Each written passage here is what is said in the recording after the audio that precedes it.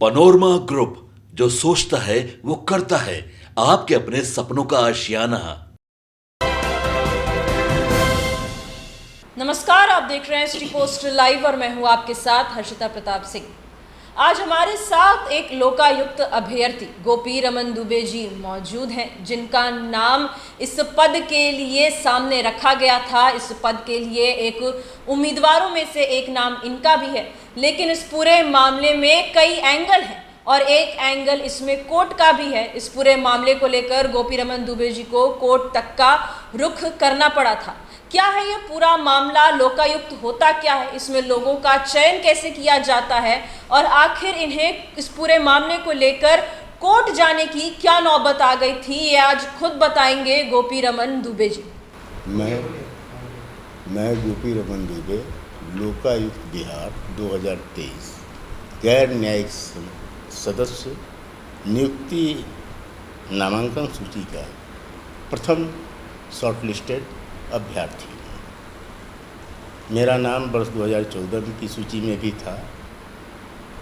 इस सूची को रद्द कर 15 में नई सूची बनाई गई और बनावटी बातों के मद्देनज़र लोकायुक्त एक्ट 33 का हवाला देकर 24.5 वर्ष की मेरी सेवा काल होने से गैर न्यायिक सदस्य नियुक्ति से मैं वंचित रह गया था।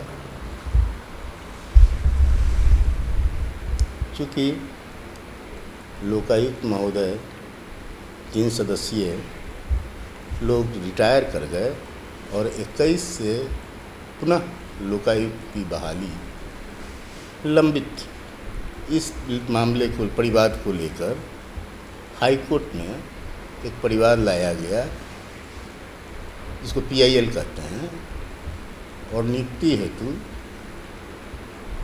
माननीय उच्च न्यायालय द्वारा दिसंबर 23 तक का समय निर्धारित किया गया। इसी क्रम में अगस्त 23 में सामान्य प्रशासन ने नामांकन इत्यादि की प्रक्रिया प्रारंभ की, जिसमें मैं प्रथम नामित हुआ गैर न्यायिक सदस्य की स्थिति में।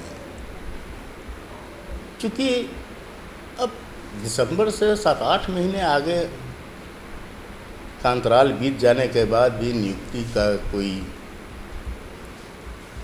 प्रारंभ नहीं की गई, तो मैंने माननीय राज्यपाल बिहार महोदय को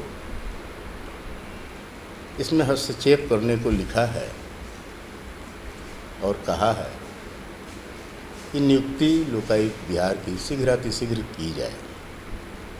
साथ ही साथ पैनल अभ्यर्थियों को, पैनल कैंडिडेट्स को नियुक्ति के क्रम में होने वाली प्रगति के बारे में अवगत भी कराने का प्रावधान है, जो नहीं किया जाता है और न किया गया है, जिससे मैं भी अनभिज्ञ हूँ और मैं दोहरे मापदंड का शिकार न हूँ। इसके लिए मैंने माननीय राज्यपाल बिहार महोदय को इसमें हस्तक्षेप करने को कहा है कि नियुक्ति के क्रम में पुनः मैं वंचित न हो सकूं, कि मैं गैर न्यायिक सदस्य नियुक्ति नामांकन सूची में प्रथम नामित अभ्यर्थी हूँ। मैं आम पृष्ठभूमि का आदमी हूँ और हाजीपुर का निवासी हूँ, साथ ही साथ सेवानिवृत्त बैंक कर्मी भी हूँ। जनरली इसमें ब्यूरोक्रेट्स आते हैं। ये 3 सदस्यीय संस्थान है। इसकी शक्तियाँ माननीय उच्च न्यायालय के मुख्य न्यायाधीश से भी अधिक है। अतः यह माननीय पद है और इसकी नियुक्ति शीघ्रातिशीघ्र कायम हो सके। जो भ्रष्ट जनसेवकों के विरुद्ध कार्रवाई करने को स्थापित है, यहाँ तक कि माननीय महोदयों जैसे मंत्री, मुख्यमंत्री, न्यायिक पदाधिकारी इत्यादि भी इसमें आते हैं। इसकी पात्रता 50 से 70 वर्ष की आयु है। अध्यक्ष पद हेतु न्यायिक पदाधिकारी पटना उच्च न्यायालय के होते हैं। साथ ही साथ सदस्य भी न्यायिक पदाधिकारी होंगे जो पटना उच्च न्यायालय के विख्यात न्यायिक पदाधिकारी होते हैं। और गैर न्यायिक सदस्य के लिए वैसे आदमी का चयन किया जाता है जिसके पास विशेष ज्ञान हो, किसी कांड में वो अभियुक्त न हुआ हो, 50 से 73 साल की उम्र के बीच हो और उसने कुछ रेवोल्यूशनरी काम, कुछ विख्यात काम किया हो।